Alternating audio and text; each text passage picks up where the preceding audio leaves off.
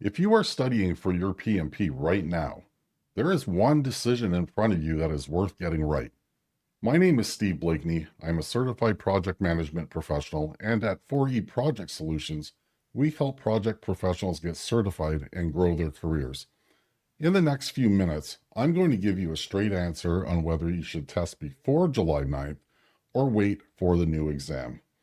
And I'm going to show you exactly how to figure out which path is right for you personally. Let me start with what is actually changing, because there's a lot of noise out there and I want to cut through it. On July 9th, 2026, PMI is launching a completely updated version of the PMP exam. The current exam is permanently retired on July 8th. There is no overlap and no grace period. If your exam date is on or after July 9th, you are sitting for the new version. Full stop. 3 things changing that you need to understand. First, the domain weights are shifting significantly. The 3 domains, people, process, and business environment, are keeping their names, but the percentages are moving in a big way. People drops from 42% down to 33%.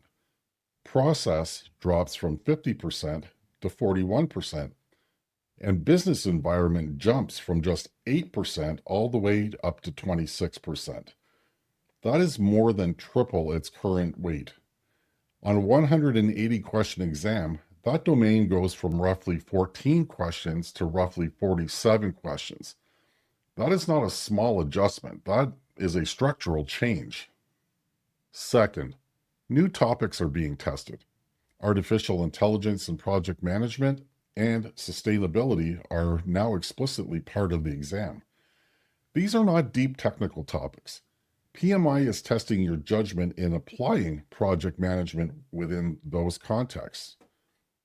But they are new, and you need to prepare for them if you are sitting the new exam. Third, the exam fees are going up. Starting in August of 2026, non-members will pay $675 instead of $555. Member fees go from $405 to $445. So booking before the fee increase saves you real money on top of everything else. Those are the facts. Now let us talk about what they mean for you. Scenario 1. You have been studying for a while. You have your 35 contact hours documented. You feel reasonably solid on the material, and you could realistically sit the exam before July 8th. If that is you, my advice is simple. Book your date now. Do not wait. You have already done the work on the current format. The fee is lower. The material you have been studying is exactly what is on the test. There is no good reason to walk away from that. One important thing to keep in mind, if there is any chance you might need a retake, give yourself enough buffer. A failed attempt close to the deadline means your retake falls after July 9th, and now you're sitting the new exam with a different domain structure. Scenario 2. You are just getting started. You have not done serious studying yet, or you simply cannot sit the exam before July 8th based on your schedule. If that is you, do not rush. Cramming for the wrong deadline and walking into an exam you are not ready for is far more expensive than any fee increase. PMI released updated study materials on April 14th. Start there, build your plan around the new domain weights, and prepare properly for the exam you are actually going to take. Scenario 3.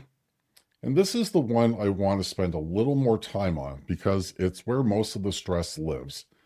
You are somewhere in the middle. You have started studying the current format, you are not close to ready, and now you are trying to figure out whether to push hard to the finish before July 8th or pivot and start fresh on the new exam. Here is how I think about it.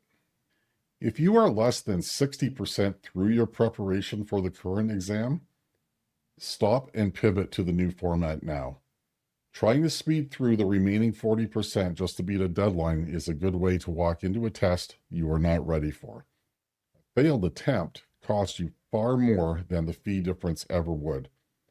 If you are closer to 80 or 90% done and you just need a few more weeks to feel confident, push hard, book your date, and get it done before July 8th. You have put in too much work to walk away at this point. That 60 to 75% range is genuinely the hard call. And that brings us to one question you need to ask yourself. How strong are you in the business environment domain right now? If business environment is a weak area for you, that is actually a reason to test before July 9th, while it only counts for 8% of your score.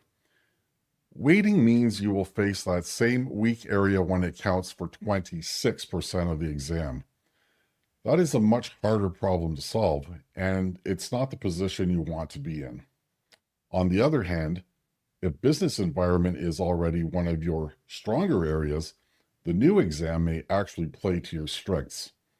In that case, taking the extra time to prepare properly for the updated format makes sense. The question is not just how far along are you, it is where your gaps are. The PMP certification is worth getting. The data on what certification does for project managers in terms of salary, opportunity, and credibility is consistent. The credential matters. The July 9th deadline creates urgency, but it should not create panic. You have a clear path forward. You just need to choose the one that fits where you are right now.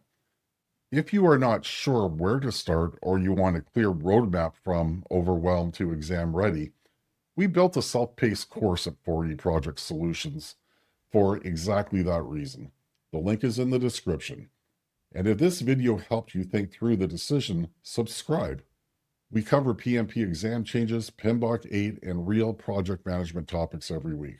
I will see you in the next one.